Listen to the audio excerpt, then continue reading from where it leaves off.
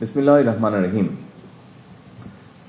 Special security force SSF এর 40তম প্রতিষ্ঠা বার্ষিকী উপলক্ষে আয়োজিত আজকের এই অনুষ্ঠানে উপস্থিত মন্ত্রিপরিষদ সদস্য এবং উপদেষ্টাবৃন্দ, সেনা, নৌ এবং বিমান বাহিনী প্রধানগণ,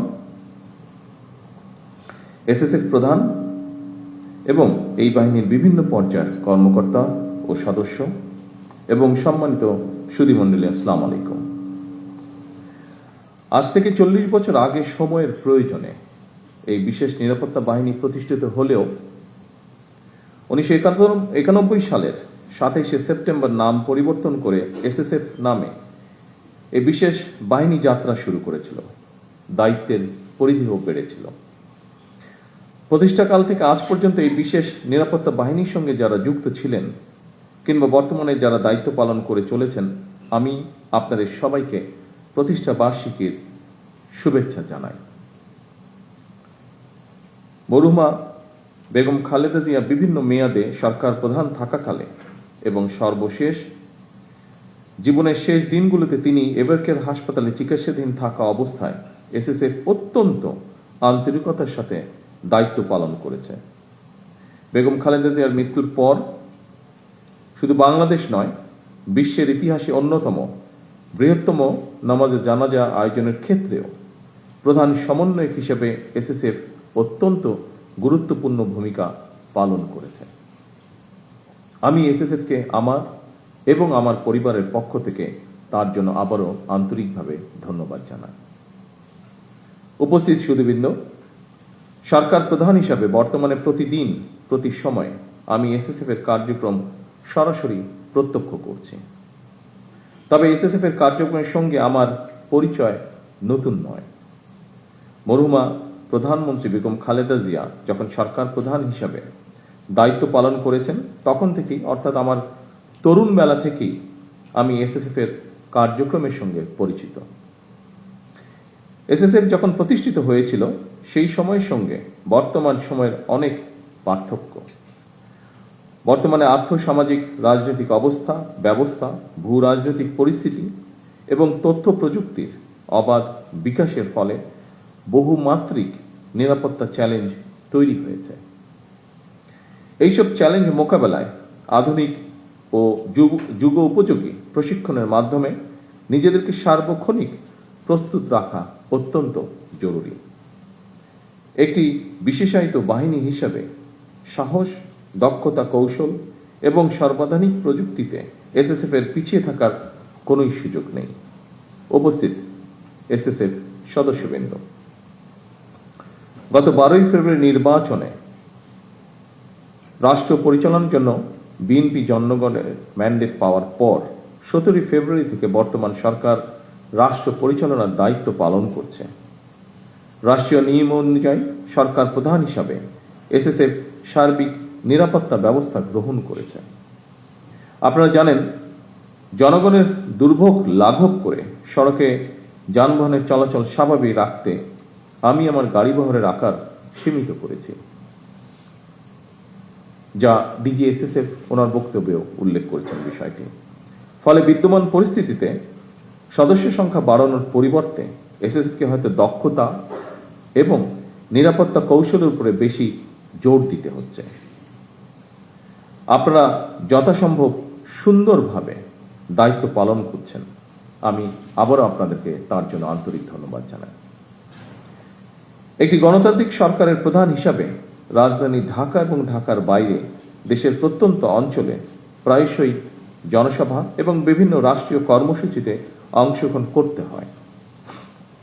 এই ধরনের অনুষ্ঠানে ব্যাপক জনসমাগমের মধ্যে নিরাপত্তা নিশ্চিত করা কিছুটা জটিল বৈকি। এই ধরনের পরিস্থিতিতে একদিকে সরকার প্রধানের নিরাপত্তা ব্যবস্থা বজায় রাখা, অপরদিকে নাগরিকদের জীবনের স্বাচ্ছন্দ্য নিশ্চিত রাখা, এই দুটোর মধ্যে ভারসাম্য রক্ষা করেই এসএসএফকে তাদের নিরাপত্তা কৌশল প্রণয়ন করতে হয়। আমি মনে করি এই ধরনের পরিস্থিতিতে সুষ্ঠু এবং সমন্বিতভাবে দায়িত্ব পালনের মাধ্যমে এসএসএফ এর কর্মদক্ষতাও প্রতিবাদ হয়ে ওঠে। উপস্থিত সুধীবৃন্দ, এসএসএফ এর প্রতিষ্ঠা বার্ষিকের এই দিনে আমি আমার একটি বিশেষ দৃষ্টিভঙ্গির কথা আপনাদের সঙ্গে শেয়ার করতে চাই। একটি গণতান্ত্রিক সরকারের প্রধান হিসাবে জনগণের বিশ্বাস এবং ভালোবাসার উপরেই আমার সবচেয়ে বেশি নির্ভরতা। সুতরাং নিরাপত্তার ঘেরাটোপে যাতে সরকার প্রধানকে জনগণ থেকে দূরে ঠেলে না দেওয়া হয়, এই সফিস্টিকেটেড বাহিনীর হিসাবে সেদিকেও বিশেষভাবে লক্ষ্য রাখার জন্য আমি আপনাদের প্রতি বিশেষভাবে আহ্বান জানাই। উপস্থিত সুধীবৃন্দ, কিছুদিন আগেই আমি এসএসএফ এর নবনির্মিত অত্যাধুনিক ফায়ারিং রেঞ্জটি উদ্বোধন করেছি। উদ্বোধনী মহড়াও প্রত্যক্ষ করেছি। পেশাগত কর্মদক্ষতা বাড়াতে নবনির্মিত এই ফায়ারিং রেঞ্জ নিঃসন্দেহে বিশেষ ভূমিকা রাখবে। আমি আশা করি নিরাপত্তা কৌশল প্রণয়ন এবং নিজেদের পেশাগত দক্ষতা বাড়াতে আপনারা এই ফায়ারিং রেঞ্জের সর্বোত্তম ব্যবহার নিশ্চিত করবেন। 2002 সালের পরে এসএসএফ এর রেড বুক সময়ের চাহিদায় অনুযায়ী পুনরায় সংস্কার করে বর্তমানে আরো আধুনিক এবং সময় উপযোগী করা হয়েছে। এই রেড বুক এসএসএফ এর কার্যপদ্ধতি এবং কার্যপদ্ধতির নীতিমালা প্রদানের পাশাপাশি আইনি সুরক্ষাও নিশ্চিত করেছে। আপনাদের জন্য রেড বুকে উল্লেখিত নির্দেশনা সমূহ যথাযথভাবে অনুসরণ অবশ্যই জরুরি। তবে রেড বুকের নির্দেশনার পাশাপাশি সময় এবং পরিস্থিতি বিবেচনায় প্রয়োজনীয় তাৎক্ষণিক সিদ্ধান্ত গ্রহণ এবং বাস্তবায়নেরও সুযোগ রয়েছে। এসএসএফ এর মতো বিশেষিত বাহিনীর জন্য আধুনিক নিরাপত্তা কৌশল এবং প্রযুক্তিগত দক্ষতা অর্জনের পাশাপাশি প্রতিটি সদস্যের সাহস, সততা, বিশ্বস্ততা, সর্বোচ্চ পেশাদারিত্ব, নিয়মানুবর্তিতা এবং সর্বোপরি চেইন অফ কমান্ড, এই বিষয়গুলো কঠোরভাবে মেনে চলা অপরিহার্য। উপস্থিত সুধীবৃন্দ, রাষ্ট্রপ্রধান, সরকার প্রধান এবং দেশে বিদেশে রাষ্ট্র ঘোষিত বিশেষ গুরুত্বপূর্ণ ব্যক্তিদের নিরাপত্তা নিশ্চিত করার সঙ্গে দেশের জাতীয় নিরাপত্তার বিষয়টিও জড়িত। সুতরাং নিরাপত্তা ব্যবস্থা সুদৃঢ় করতে দেশের অন্য সকল নিরাপত্তা আইন শৃঙ্খলা বাহিনী, গোয়েন্দা সংস্থা এবং বিভিন্ন মন্ত্রণালয় সমন্বয়ের মাধ্যমে এসএসএফকে নিরাপত্তা কৌশল নিশ্চিত করতে হয়। আমি মনে করি সমন্বয় যত বেশি দক্ষতার সঙ্গে করা যায়, নিরাপত্তা ব্যবস্থাও তত বেশি সুচারুরূপে সম্পন্ন করা সম্ভব হয়। দেশের সেনা, নৌ বিমান, পুলিশ এবং আনসার বাহিনীর মধ্য থেকে দক্ষ কর্মকর্তাদের বাছাই করে এসএসএফ গঠন করা হয়। এরপর আপনাদেরকে গুরুত্বপূর্ণ ব্যক্তিদের নিরাপত্তার জন্য আপনাদেরকে দেশে এবং বিদেশে উন্নত মানের প্রশিক্ষণ গ্রহণ করতে হয়। আধুনিক বিশ্বের সঙ্গে তাল মিলিয়ে এসএসএফকে আরো কর্মদক্ষ করে গড়ে তোলার লক্ষ্যে সরকার প্রয়োজনীয় সব ধরনের পদক্ষেপ অব্যাহত রাখবে ইনশাআল্লাহ।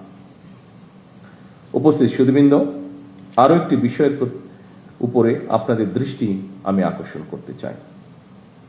অবশ্যই আপনারা গুরুত্বপূর্ণ ব্যক্তিদের নিরাপত্তাকে সর্বোচ্চ প্রাধান্য দেবেন। তবে দায়িত্ব পালন করতে গিয়ে জনগণ যাতে কোন রকম রূঢ় ব্যবহারের শিকার না হন, সেদিকেও আপনাদেরকে বিশেষভাবে নজর রাখার জন্য আমি আহ্বান করব।